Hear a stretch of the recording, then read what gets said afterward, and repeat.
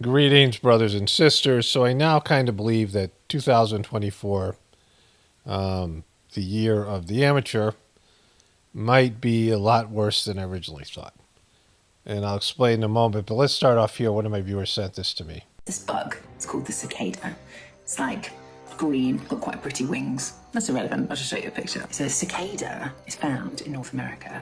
It's got a really long lifespan. There's one type that lives for 13 years and another one that lives for 17 years. And it spends almost all of that time underground. But the thing is, for extra drama, all of these cicadas are completely synchronized with one another. So every single 13-year-old cicada emerges from the ground simultaneously, flies around, has a massive party, sheds their exoskeletons, makes a massive mess, and then dies. See, they do this because it helps to evade predators. There's so many of them simultaneously, there's no way the predators could eat all of them, and so a massive proportion of them survive to the next generation. And 13 years and 17 years are special because they're both prime numbers, which means it's really hard for a predator to have a cycle that syncs up with them. Also, they almost never synchronize with each other. 13 and 17 are kind of missing each other, apart from every 221 years, 13 times 17, when they'll all appear simultaneously. And the last time that this happened was in 1803, when Thomas Jefferson was president and Napoleon was thinking about invading England. And that means that if, for 2024, you had the simultaneous explosion of green teenage bugs all across North America on your bingo card, you are in for a treat. Okay, kaboom. 15 different periodical cicada groups or broods live in the forests across the eastern United States, emerging 13 to 17-year cycles in 2024. Two of these groups, Brood 8 and Brood 19, I believe that's 19, steal the show, emerging simultaneously for the first time in 2021 years, an event rarer than Halley's Comet. So there's already one big event scheduled, particularly for America, and that is, a bumper crop of cicadas. The other thing is I reported on this, one of my viewers sent me this on my other channel, and there's been a number of earthquakes. Here you can see Japan. You can see Japan here with the big one, but there was, on the first day of the new year, there was something like 20-something odd earthquakes around the globe. And in Japan alone, there was 150 possible earthquakes. At least that's what one article said. And so they've had a number of earthquakes here in the past few days, and I don't know how much this happens regularly. I don't know what the frequency of earthquakes globally is. But there was a big one in Japan, and then there's ones, 5.2. There's one in India there and other places globally. And this got me to thinking. I'm going to read this to you first of all. For those of you who are not aware of this, there is these writings in the Seismic tradition, the meditation I do, Gratefulness meditation, Seismic meditation. Gratefulness meditation is what I do with some of the people on this channel, because the Heartfulness organization is corrupted what I used to do called Seismic, which is a real bummer. But that's near here and there for this particular thing. And so there are these writings called Whispers from the Brighter World. And after the second master of the system, Babaji, died, and when he was alive, he was a great intercommuner.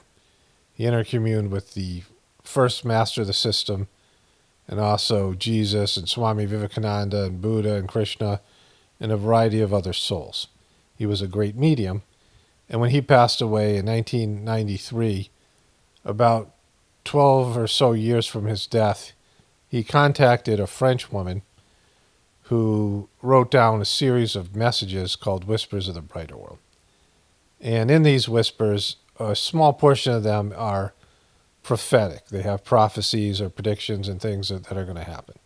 Most of it's just talking about the practice and, getting along and being loving. And it talks about some truther stuff, but there's, about 10 to 15% is truther stuff, 20% has truther or some truther stuff in it.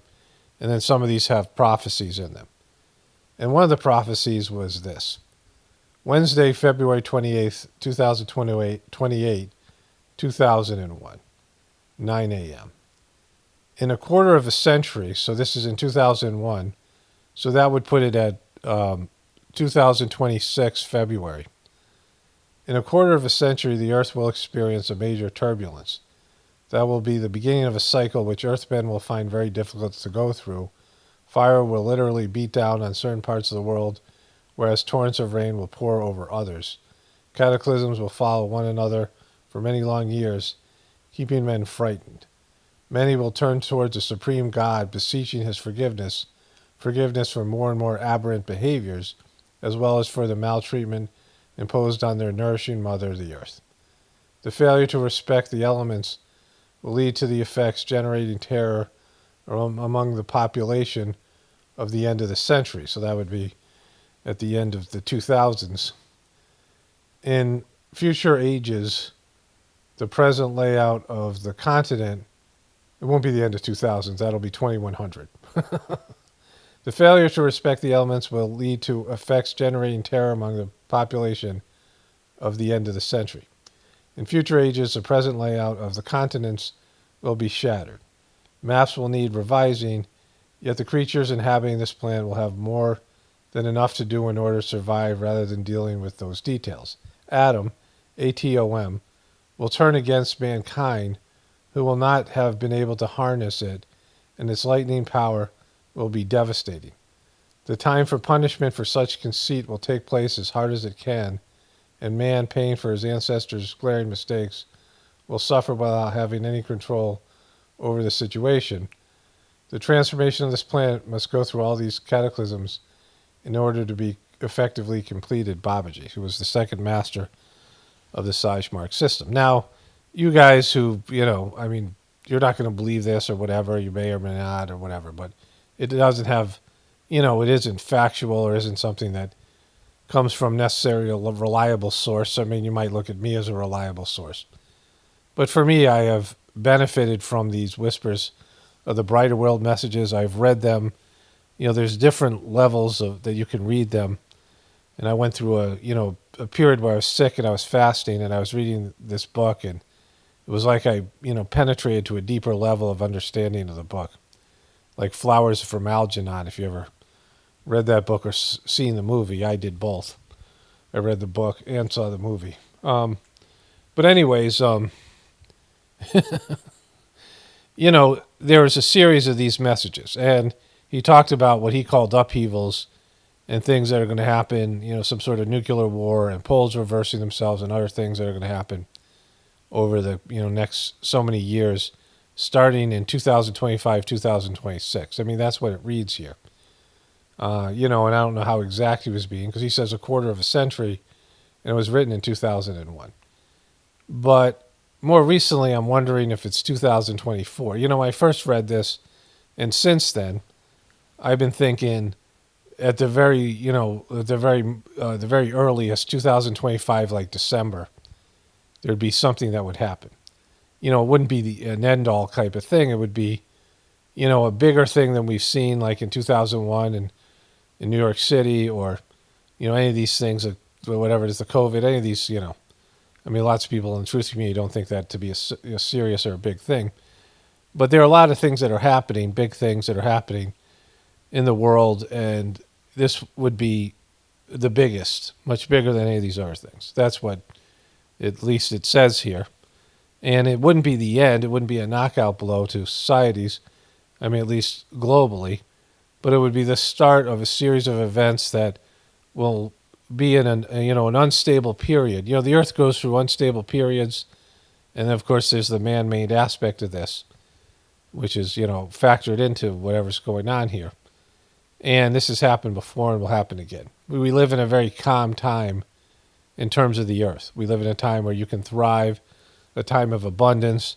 It's not an ice age, which is, obviously difficult for a variety of reasons. It's a time where the climate is regularly mild, and, it's conducive to human life and, life on this planet. And there's storms and things and earthquakes, but nothing that severe, right? There are times where all the continents on this Earth were one continental mass.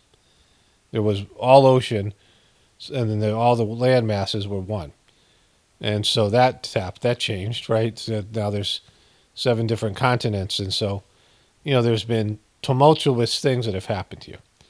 And so for me, like I said, you always want to push these things back. And so I'm thinking, well, we got till 25, 26 to, before something big happens.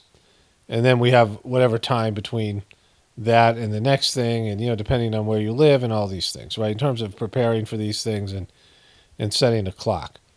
But the way 2024 started, like I had this brief second of panic. My wife and I, we kissed on New Year's Eve, and and I, like, maybe a minute or two went by, and I went, wow, it's in 2024. Like, and it's all arbitrary. I'm not a big New Year's Eve, person. But when I had this thought, it's 2024, there was just a brief moment of, like, panic that was in my system. Like, in a weird way, and I've never had that before, a New Year's Eve. Like this was like something that was going to be a bad year kind of thing. Or just the fact that, 2024, when growing up, I went to high school. I graduated high school in 1982. And so, I mean, I don't feel much different I'm a different person. Of course, I've changed spiritually and matured in different ways, but, time has kind of flown by. And 2024 seemed like, we would never get there. I mean, when I was young, the year 2000 seemed like so far away. And it was only 20 years away, right? But back when I was growing up, even in my 20s. But here we are, right? Even 1990, 2024 seemed like, ages away. But here we are. And, there was this aspect to the calendar for the Mayan calendar, right? Where the Mayan calendar said that the Mayan calendar ended at 2012, and it was supposed to be a big year in 2012, sort of, doomsday people. And, people were saying it might not be 2012, it might be 2024, that the Mayan calendar ends. And so 2024 could be a bigger year because it's election year, and who knows what's going to happen. But I wouldn't be surprised if something big happens now, and that 25-year prediction by Babaji in this Whispers was actually 24 years. Like he said, a quarter of a century, maybe some abstract, I don't know. Like he didn't give an exact date, so that could mean, it could be 2024. At least I'm starting to think about it that way. Like I'm feeling like 2024 is going to be a tough year one way or another, whether something big happens or not. The thing I'm going on with YouTube, I'm barely making enough money to call this thing a job. Like I'm making the bare minimum, even with donations and things. YouTube's ad revenue has really declined, and the big month has always been December. And my biggest time was 2020 during the election cycle, at the end of October, October, November, and then going into Christmas. And, I made the most money that I ever made on YouTube through ads during that period of time. But December was always my biggest month of the year. And December this year was barely anything. It was barely a significant jump at all. Maybe, a few $100s more than other months. There isn't much political ads running because we have 2 incumbents basically running for president, so the primaries aren't going to be very much. So the political ads are going to be, minimal. Political ad buys. And, I don't know about local politicians and things. But this year isn't going to be as good as 2020. But in terms of YouTube itself, they've reduced the amount of money that they're giving to for the ads they're running on your channel. They've just cut the amount of money they're paying us without any real explanation. And I've had trouble finding it. Some people aren't making anything at all. And they're not necessarily truthers. They're either not getting ads or they're not getting paid or whatever it is. But January is always a bad month because these companies, their budget goes through Christmas, and then they don't start looking at their budget again till, the middle of January and then into February. And until you get into the spring, you don't make anything really on YouTube. You make, bare minimum, like half of what you made or even a fourth of what you made in December, just based in, the amount of money they charge for ads and the amount of ads that are being run. And I just looked at, I hadn't looked at what I was making in January yet. and it's dismal. Like it's, really dismal on this channel. Like there hasn't, I don't think I've broken $30 on this channel, per day, and then the other channel even less. I'm not writing as many videos there. The videos are shorter, and I don't get paid as much on that channel anyway. And so it's not very much money. And I know, I just realized this today. And so there's other things going on, personally, and just the way I feel I'm dragging. I'm really lethargic. I don't feel it's necessarily physical, but just I'm having a hard time getting things done, going outside. It's cold out, it's gray. My energy level's kind of low in terms of, I got projects I can do outside the farm even now. It hasn't been all that cold. But I've just been, and my wife is, the same thing. We've been, having low energy. We watch a lot more TV, and it's like, it gets dark so early now, and just all of it, right? We've had a lot of gray days. We go outside, it's just gray and dingy, and, it seems to be like the whole thing all the way through February. And so the way I've been feeling since 2024 has begun, and then a few things that just have caused me to, the cicada thing and the earthquake thing and a few other things I've seen. I feel like, this idea of the year of the amateur, well, that also can be that there's a new beginning and people aren't prepared for it, right? That something is, something happens that people need to be, able to adjust to, and they're not ready for it at all, which, God knows what that means. But I'm now looking at 2024 as being a possibility for some sort of major, game-changing event and or, whatever. And I wasn't thinking about that at all. I thought 24 would be a good year just to prepare, and then we'd have all of 25 before that first event would happen. Again, I know you guys don't feel the same way about the Whispers of Bride World messages, but for me, it's, what I have faith in them. And, it'd be great if nothing happened, but, I don't feel that way. And the more I see the way that people are, it's also people are, like I've said, people are always the barometer. People are the indicator of, what's the health of your society and the longevity of your society. When people just completely crap out and break down and are weak and pathetic and entitled, your society's on its way out because people make up the society. And when people can't do, these young people, they're basically helpless, right? And they're more helpless than we were, and we were never ready, like for something that was changing. We're all dependent on the beast, and these people, young people, they can't even, the difference between my generation and these younger generations, or the previous generations and these younger generation, we always had in the real world. And we might have been not competent to live as human beings in the real world, and we were more and more dependent on, the system, the beastly system. And we spent more and more time indoors watching TV and less time farming and doing, what people did to survive, and less time with the family, and these things. But until the internet, we didn't have a cyber life, right? Until computers. But now, when I was a kid, I was telling my wife this, we had these giant computers that were the size of big refrigerators. Like one computer was 2 refrigerators. Massive. And it was in this computer room in my high school. And some of my friends were like nerdy, into it. And they said, there's a great game in the thing, like a computer game. And I had played Pong. There was some video games that were out like this. There was a game you could get was from like Atari, and there was Pong on it. It was like, a couple of paddles that were just a couple of lines, and a ball that was just, some pixels, and it would boop, boop, boop, and you'd hit back and forth like you were playing tennis or whatever it was. And there was this thing called Duck Hunt or something. You had like a little revolver.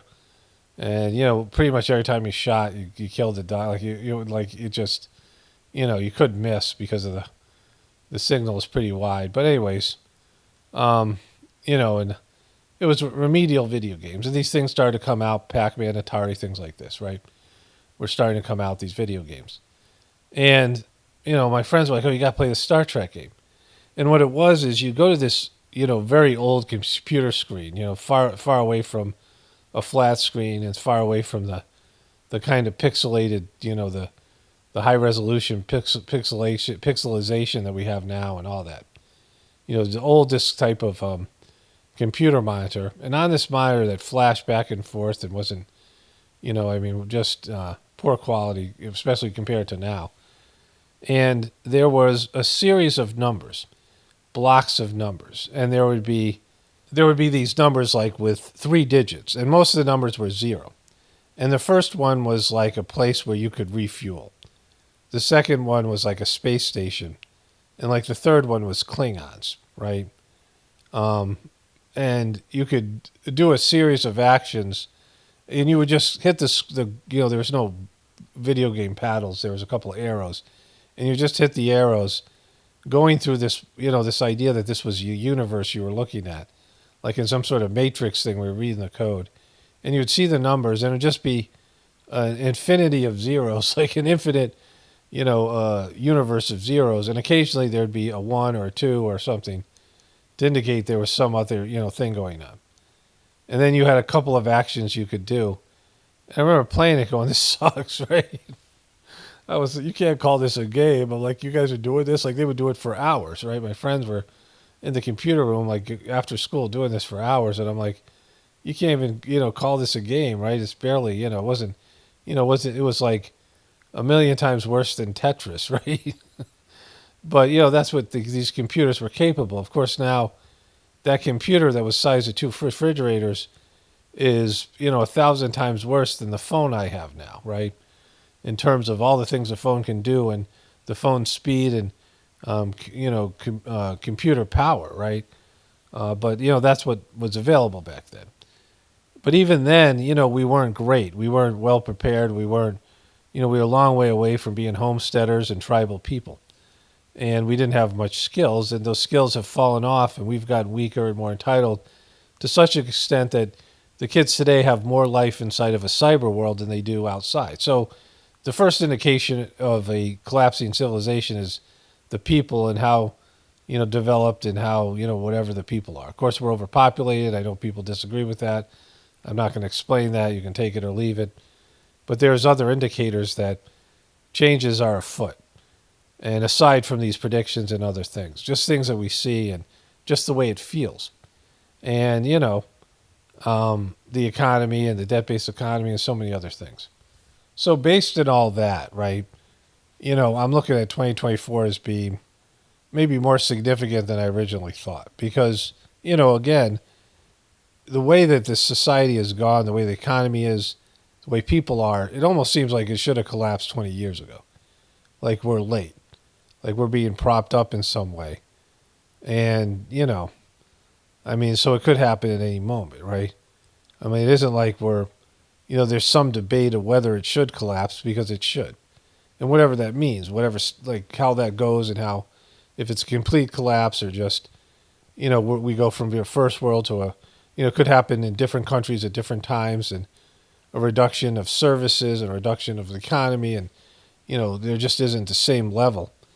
Instead of a growing economy, a shrinking population, and, people, checking out, and just a kind of overall failure of our system, and people just being kind of over it and not being able to muster up, and the young people being able to take positions and take over, leadership positions and do what needs to be done to facilitate these changes, these kids growing up depressed and all the rest of it. And so, when it begins is when it begins. Like, I don't, get into that, and I'm going to be as prepared as I can be, my wife and our family or whatever. We can only do so much, and, you can't quit your job. I mean, I don't advise people to, I don't give advice at any level here, but I don't think it's advisable to quit your job and run off to the forest now, because it could be another 20 years. You never know, right? You really can't say. But in terms of, being prepared, it takes a while just to adjust to the idea of the collapse, and that's something everybody can work on and connect to God and, find a way to, have some intuition on what you need to do and how you need to do it. Like I say all the time. But, in reality, the end is nigh. I mean, whatever has happened, I notice there's a significant different attitude I have since this new year, and the new year usually affects me not at all. This is the year of the dragon. I was born the year of the dragon, 1964. And so I guess I didn't even know it was, that had come around again. So for me, there's a lot of significant things going on, and I think for all of us. Anyways, just a little tidbit here. Only spirituality will save this world. It's Paul Romano, definitely pointing from the Apocalypse and the Ascension. Everyone have a blessed day and be grateful.